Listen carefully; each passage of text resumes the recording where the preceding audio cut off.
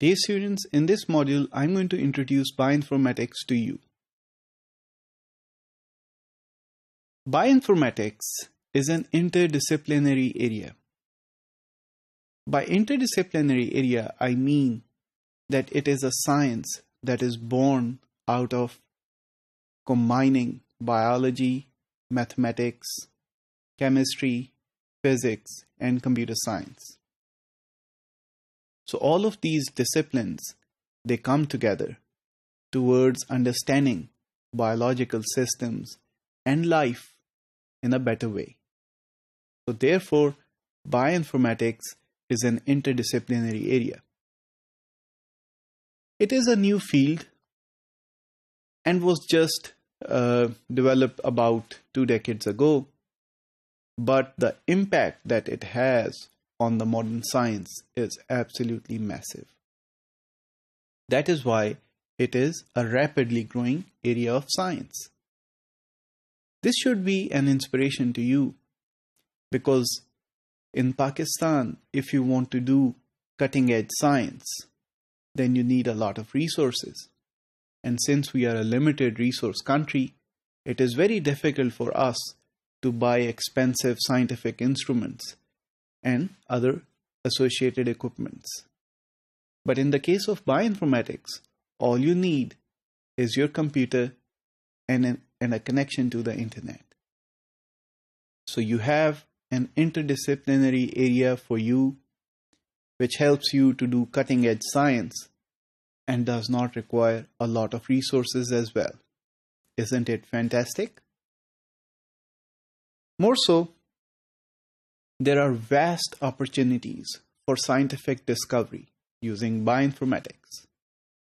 Because there is so much of data which is not yet explored properly and has just come out of experiments, you can process this data further and advance the scientific frontier and make some very exciting discoveries as well.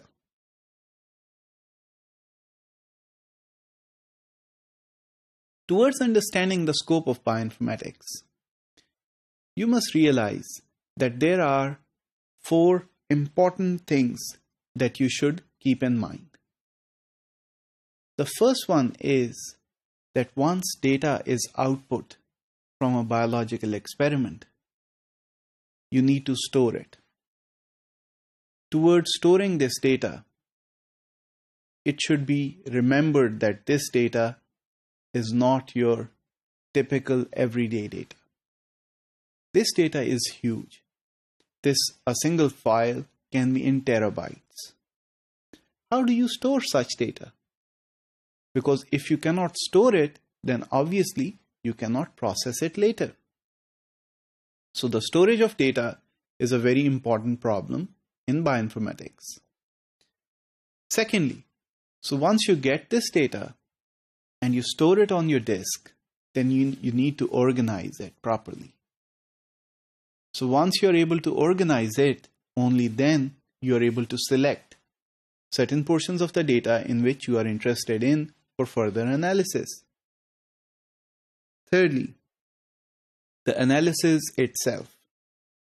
So once you have chosen the data of your choice in which you are interested, or you suspect something interesting in that data, then you want to analyze it. So towards analyzing it, you can borrow different techniques from statistics, from mathematics, towards modeling it, and several others. So the analysis part itself is very important as well. And lastly, once you get the analysis done, you have the results outcoming from the analysis, and you want to represent them in a meaningful way, in a way such that the data that you have just processed expresses its inner meaning clearly to the reader. So the activities in bioinformatics and the associated science, they are developing algorithms. So these algorithms can be for data storage, data retrieval, data processing, data visualization, anything. So one of the very important areas in bioinformatics is simply developing newer algorithms that are faster, more efficient towards achieving these 4 aims. The second part is to write software. So you can have very nice algorithms, but you need to express them into software.